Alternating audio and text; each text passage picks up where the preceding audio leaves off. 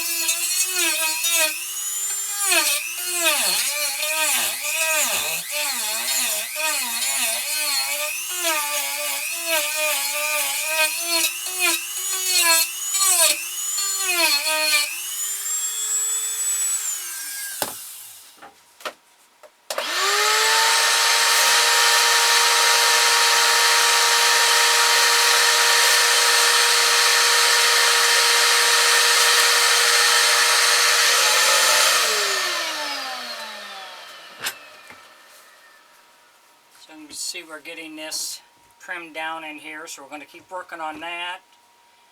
I'm not sure where my cheeks are going to go yet, or the eyes or anything up here yet. We want to get the nose defined, so we're going to keep working on that, then we'll come back with the next step. If you enjoy my videos, please like and subscribe on my YouTube page. I'd appreciate it. Thanks for watching.